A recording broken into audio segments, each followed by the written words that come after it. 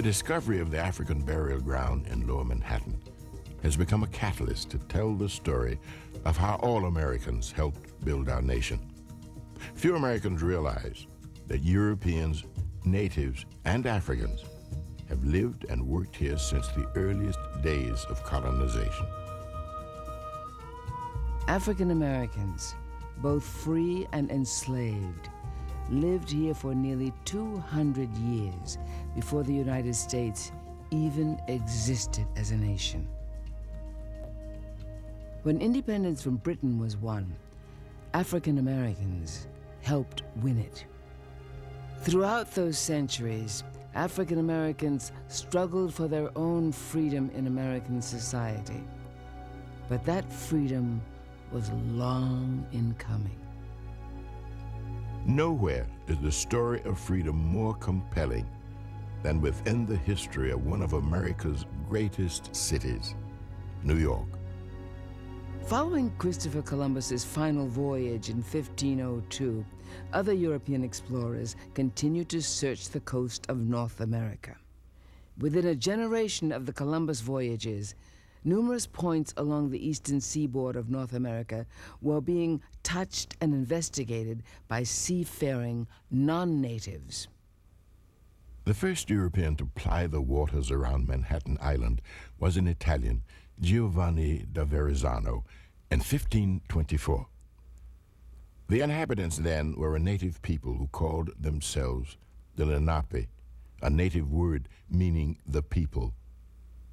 No European presence existed on the island until 1609, when Henry Hudson, an English explorer in the service of Holland, established the first contact with the native people.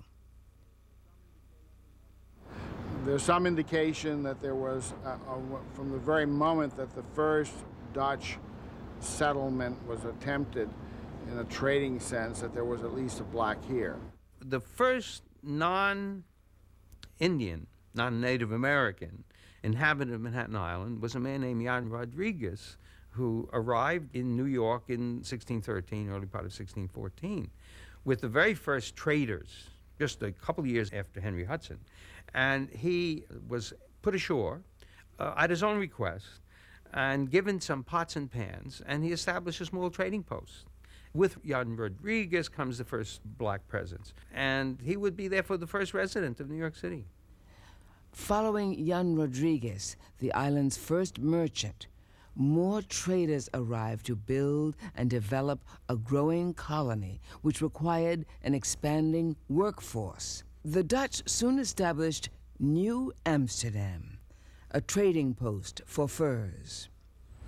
The slavery of African Americans in New York City, or really on Manhattan Island, predates the development of New York City. The Dutch, when they were here in the overall colony of New Netherland, introduced African Americans as slaves in the 1620s. Well, during Dutch rule, Negro slaves or enslaved blacks were brought to the island Manhattan principally as substitutes for the labor needs of the Dutch West Indies Company. And so they brought in enslaved blacks, many of whom were Africans, to people the land, work on the farms in and around Lower Manhattan. Those farms grew food for the colony. The main economic activity of New Amsterdam was the valuable fur trade. Beaver furs were in great demand in Europe, and each month, thousands of pelts reached New Amsterdam from inland trading posts.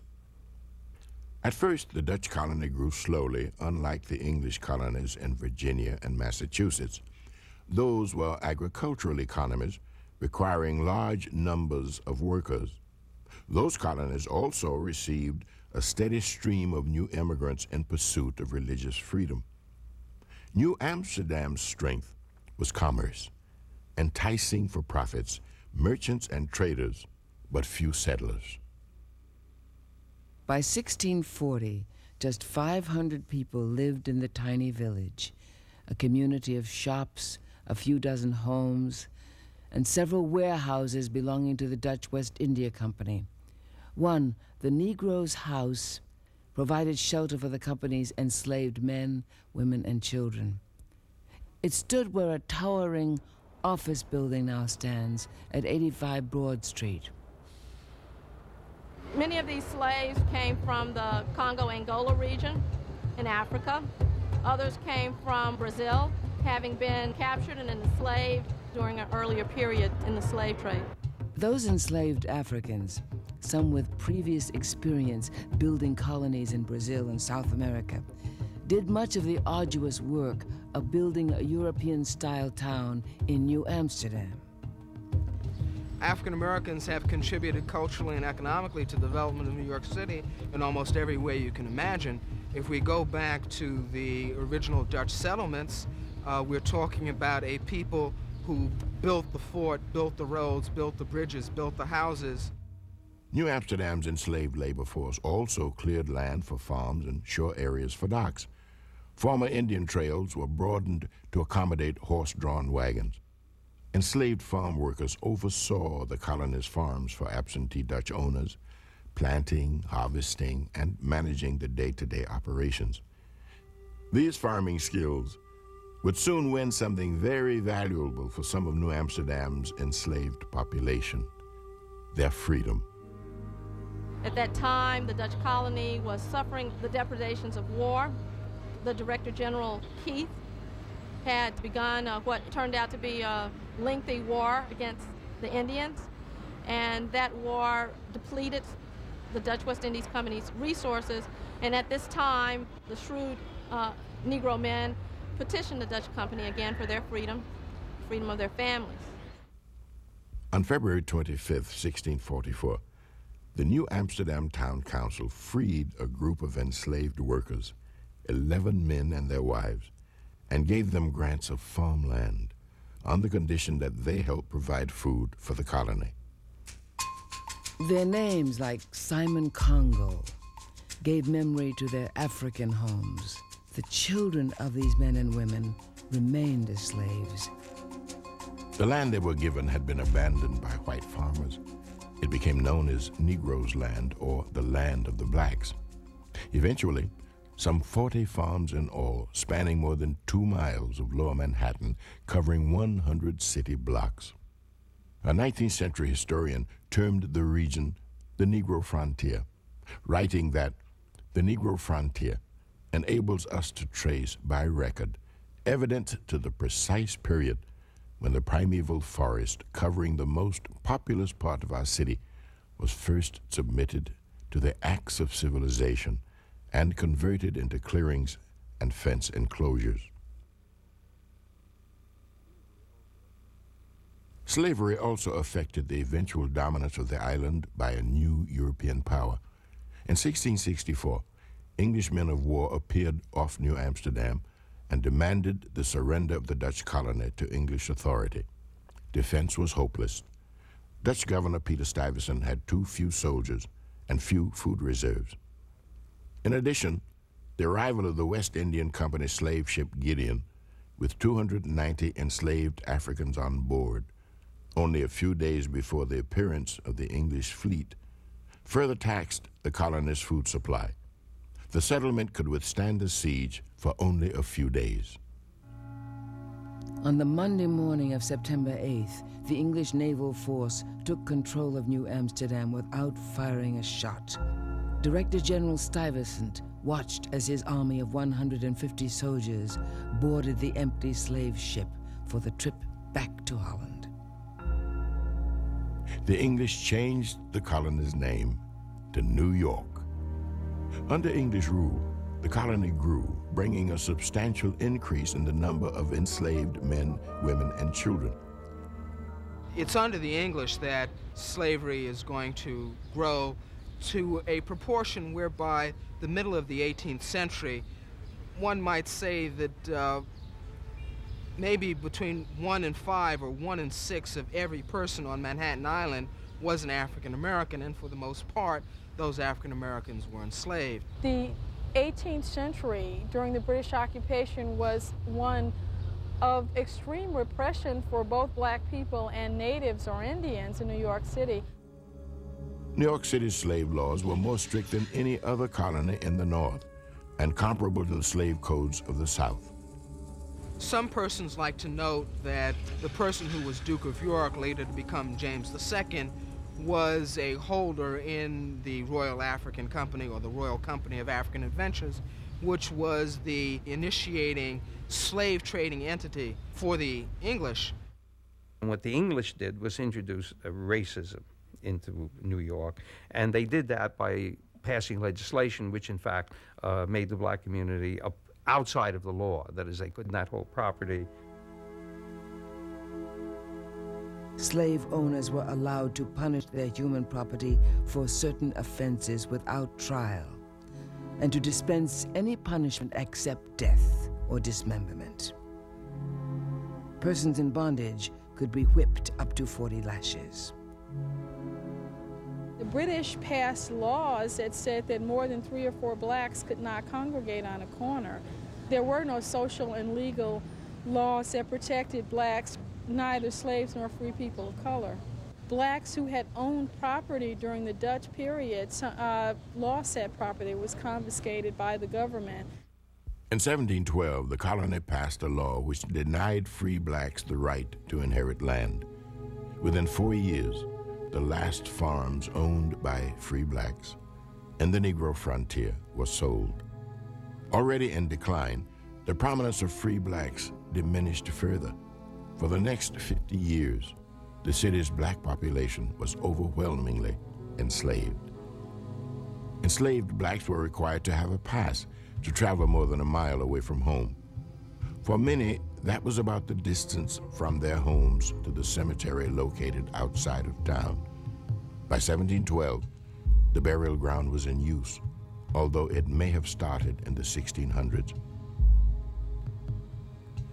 As the enslaved population grew, so did the burial ground, eventually covering 5 to 6 acres, or about 5 city blocks. Local laws also affected burial practices. There could be only 12 mourners, no more, and burials had to take place during the day.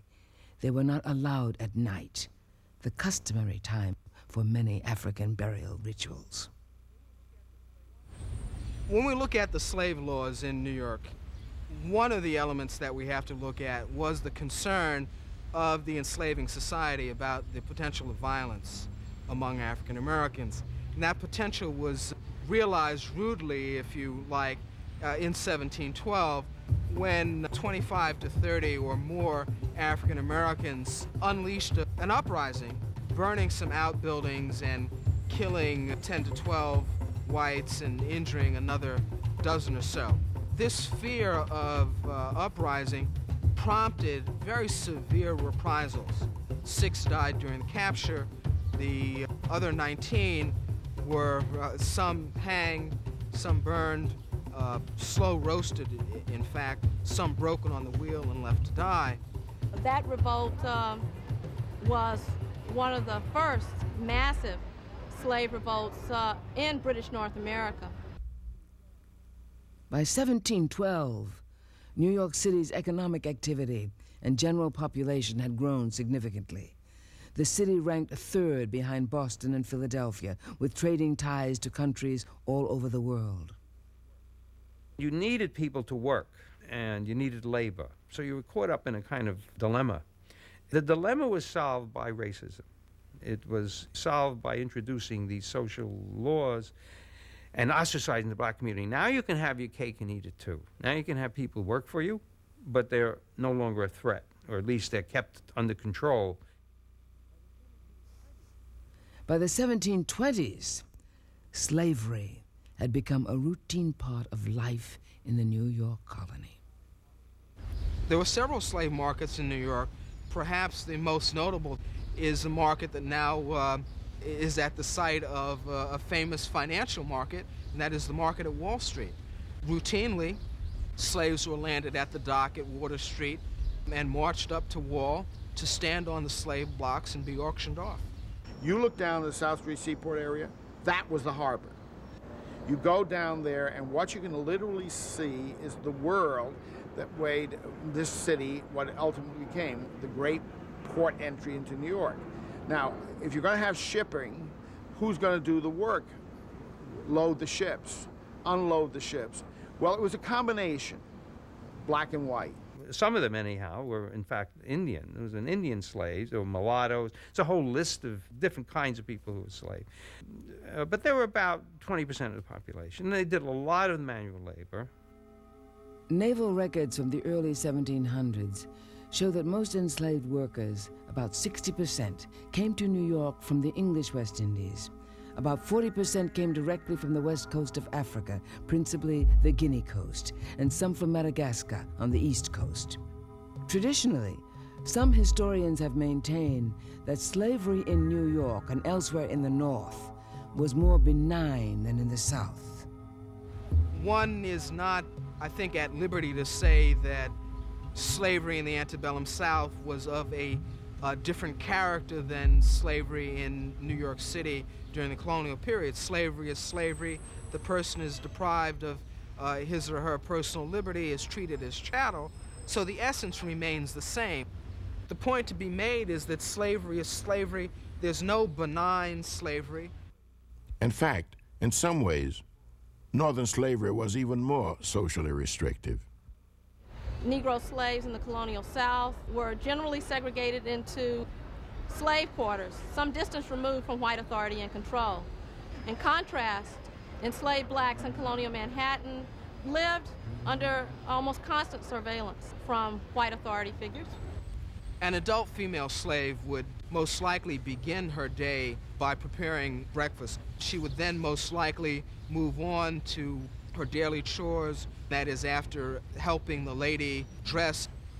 Indeed, if you go back and look at the ornate costume of the early 18th century, you can note immediately the need for both males and females to need service in dressing if they were to put on the full regalia.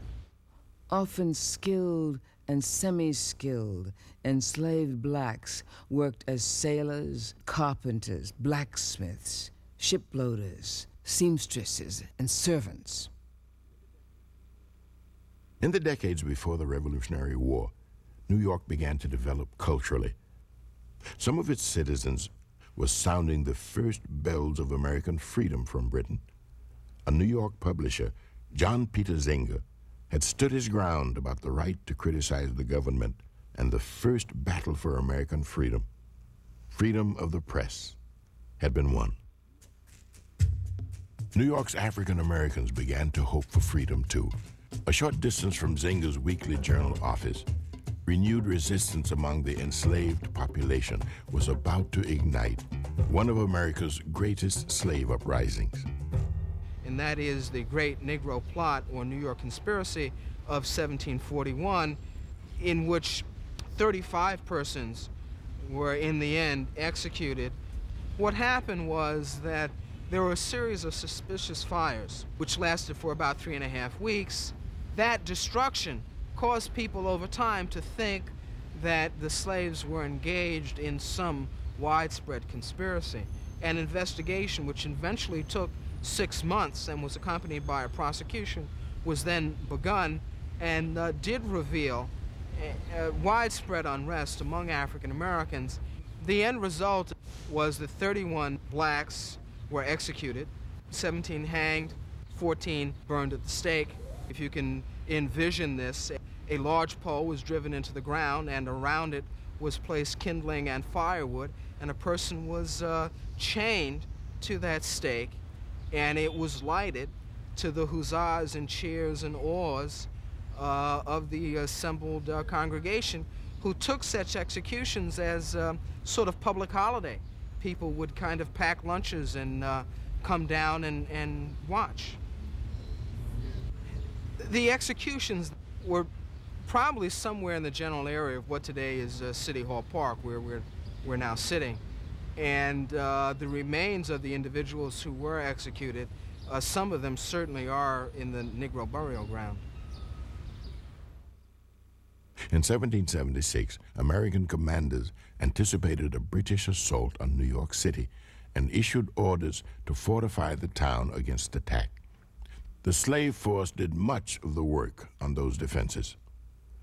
General George Washington arrived with 18,000 soldiers, standing ready for the expected British invasion.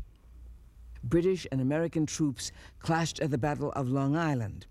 The far larger British force of 25,000 soldiers forced Washington to retreat back to Manhattan. General Washington's force was able to hold off the British at the Battle of Harlem Heights, but in the face of the massive British army, Washington abandoned Manhattan. For the remaining 6 years of the war, New York City endured British control. Many enslaved blacks responded to Britain's promise of freedom in return for military service. The British proclamations offering enslaved blacks freedom during the War for Independence were actually extraordinary acts of war. As many as 10,000 black refugees came over to the British side during the War for Independence. Many of those found their way to the city of New York during British occupation.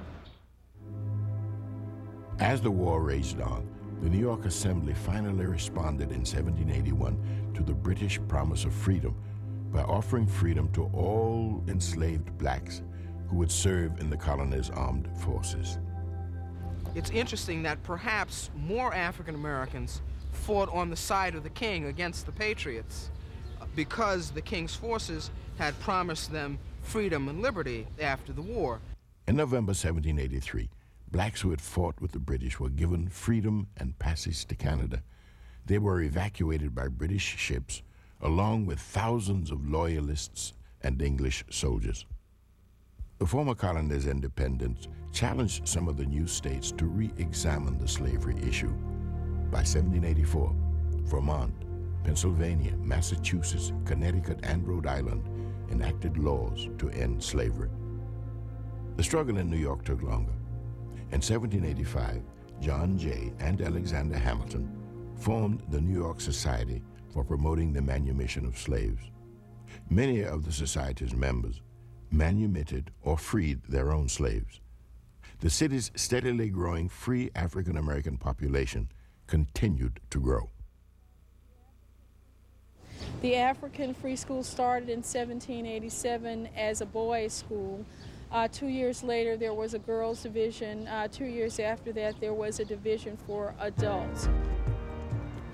This plaque commemorates the site of Mother Zion AME Church, the first black church in New York City.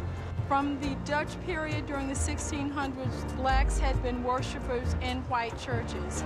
However, in 1797, they were tired of being treated as second-class citizens in white churches and started the Mother Zion AME Church.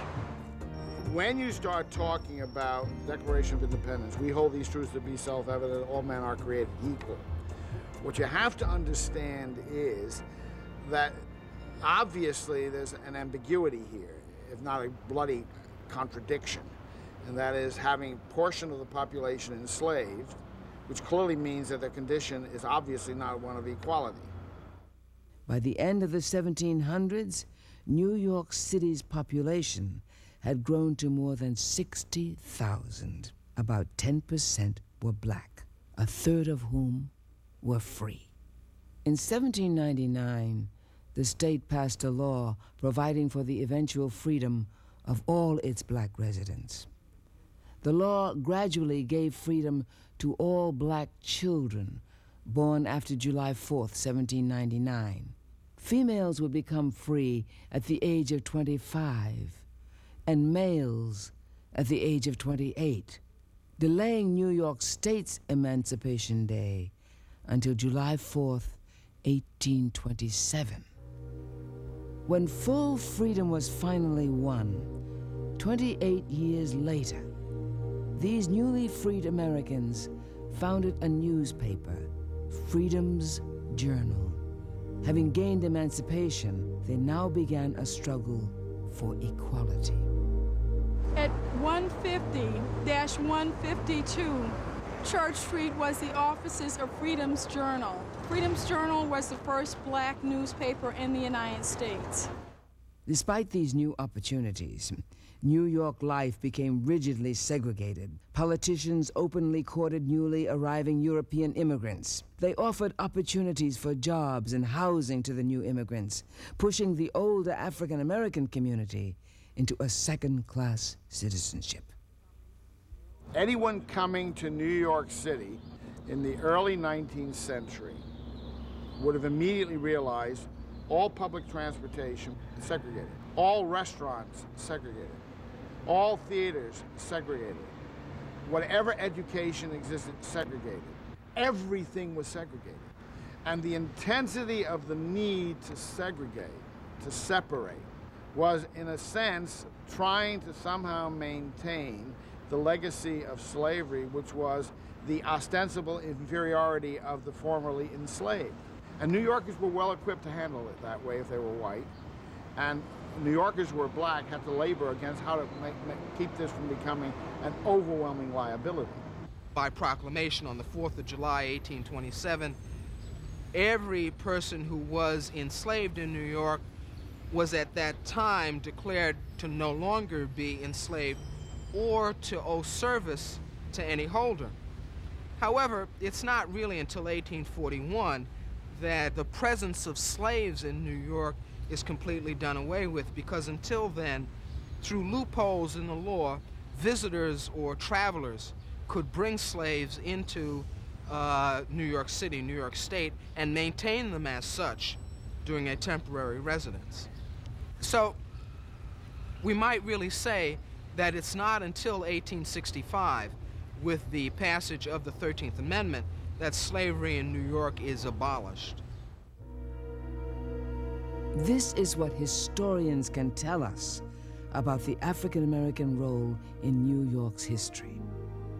The next chapter of this history will be told by those who analyze the remains and the artifacts found at the burial ground, enabling us to uncover and discover more about the uniqueness and cultural richness of our nation's history and heritage.